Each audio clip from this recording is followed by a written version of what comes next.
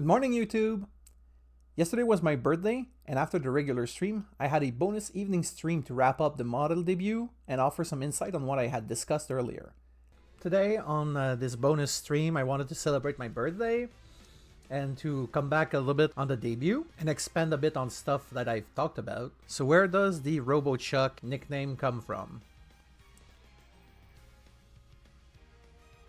A few years ago, I was doing cosplay, and my first real 100% self-made cosplay was a RoboCop costume. And that made it so that in my little community, it was a Facebook community of people in my local area that were doing cosplay, people started calling me RoboChuck because my first name is Charles. So the common nickname that I've had all my life is Chuck. Everyone that has any inclination towards English always called me Chuck. So people were already calling me Chuck, and then I come up with a RoboCop costume, and so that name stuck. And I liked it. I think it rolls off the tongue really well, and it's a great marketing name. I really like it. And thus, RoboChuck, the nickname, was born. Took over all of my previous username. Back then, I was using other, let's say, not unsavory, but not as professional usernames online. One that I used for a long time was Lazy Lantern, because I was a big Green Lantern fan. And before I knew all I know now about neurodivergence, I thought I was just lazy a lot of the time.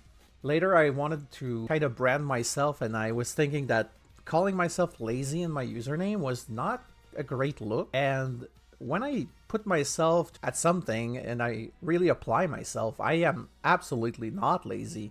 When I'm focused on something, I put a lot of effort in. So that's why I wanted to move away from that handle, and I got the RoboChuck nickname. So that worked well. I've been using that for a long time now on just about every social media or every username. I've been calling some characters in different games RoboChuck whenever they have a little bit of cybernetics or something even remotely close to that. And since I'm already 6'6" tall in real life, and then the helmet has 1 or 2 inches on top, people were really telling me that they were feeling the intimidation part of seeing RoboCop. Cool story about this costume. I was not rolling in cash when I made this, and cosplay is a very expensive hobby. And on my birthday that year, my mother just gave me money because she knew I was strapped for cash, and there was not much of anything that I had been asking for because I've been an adult for a while, and you know, giving gifts to adult is sometimes rough. So my mom just figured, you know, he's going to know better what he wants to do with money, and she trusted me to treat myself. So she gave me not an insignificant amount of money, but not a lot, but enough that I was able to make a big order of thermoplastic, and I was able to buy a lot of floor mats and stuff like that. And when I was done with the costume, I sent her a picture and say, "Hi mom,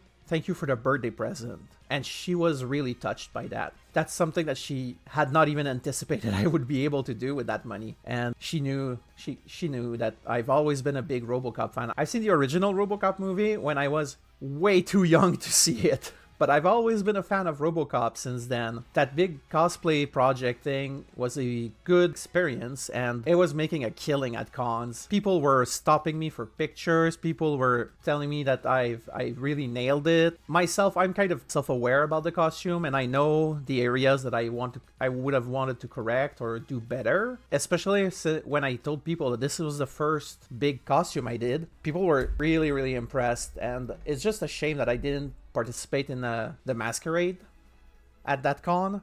I really should have. I do remember something about scheduling issue, so I was not able to participate in the beginners bracket. I do believe I would have had a solid chance at a win there. The costume has taken a beating over the years though. It is really in rough shape right now. It's at my parents' in the garage, and I would really need to make a lot of touch-ups if I wanted to go to a con and wear that costume again. I would also need to lose a lot of weight, because when I did this costume, I had lost almost 100 pounds, and I haven't regained it all, but I did gain back a lot of that weight. So this was the version 0.01 of RoboChuck, basically. This is where I got the nickname. This is the first big self-taught project, which kind of snowballed into me VTubing today, because this is also something that I'm doing without any real guidance, any real help. I'm looking up the techniques, I'm looking up tutorials, I'm looking up stuff, how to do it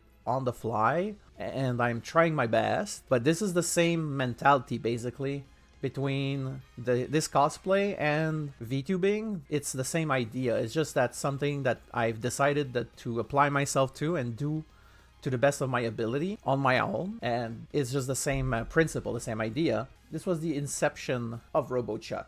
Now, something I wanted to do, I'm really not great at drawing. I try my best and I do have tools to learn, and that's something I want to get into a bit later on in my streaming journey, is that I want to try and get into the art side and do a bit of a journey for art. And I want to do some collabs with probably artists and people that want to share their knowledge to help me in the journey of getting better.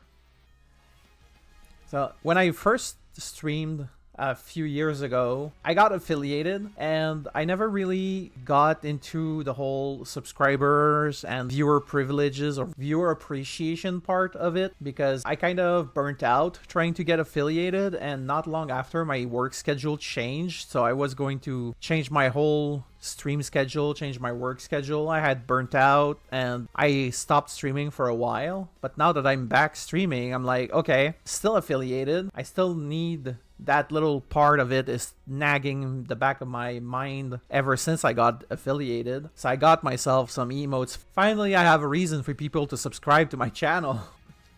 I wanted to be able to do collabs, you know, with the debut. I wanted to start looking for people to collab with and try to get my name out there and make friends in the VTuber sphere. When you do some collabs on Twitch with people, usually there's a little avatar from the Discord call that will pop at the bottom of the screen. So I wanted to have one of those. So I got myself a little PNG tuber version of my model so that I can have this guy show up at the bottom of screens whenever I'm on a Discord call with someone, so that my branding is basically uniform across platforms.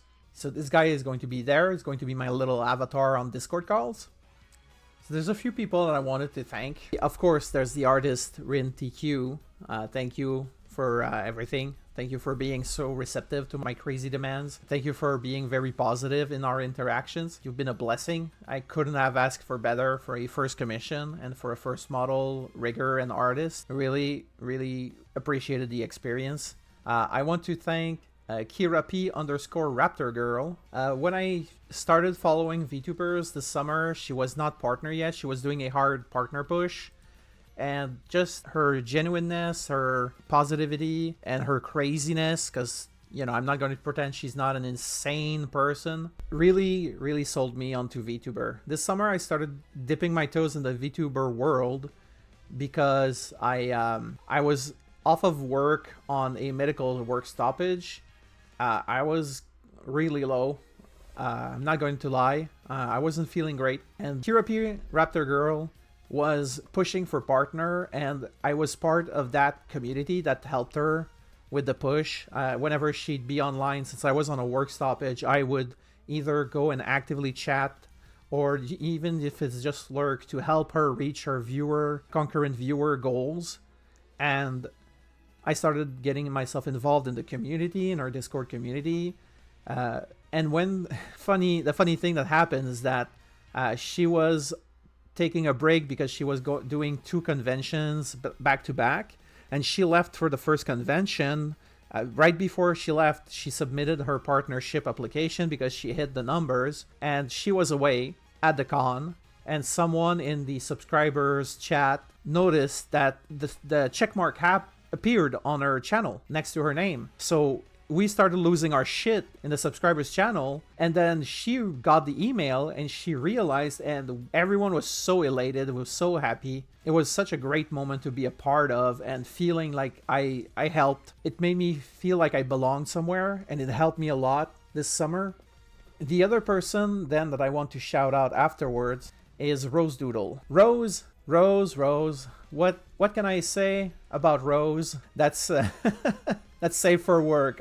Rose is amazing. Rose is one of the most mature, most approachable, and at the same time most chaotic gremlin that you will ever find on the internet. with Rose, you can be having a genuine conversation about the importance of sex ed on a minute, and then be shit talking and shit posting the very next second. Rose and all of her friends like Buff Pop, Shayabun, and Candy, they're really, really funny. They're genuine together. Their little group is called Vichiban, and they are fun. You know, they're just plain genuine fun. I followed Rose, and I was drawing along on Rose's stream because she's doing just chatting and art. She's a big reason why I started drawing after in the summer. So I would tune in to Rose's stream, and then she'd be working on her Glorb Shaky emote and giving advice, some general advice on art and drawing, and I would just be drawing along, doing my little things.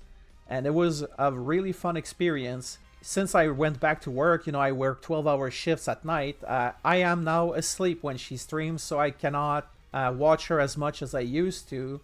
Sometimes she streams a bit later when she's doing collaborations or partnerships with the other members of Vichiban.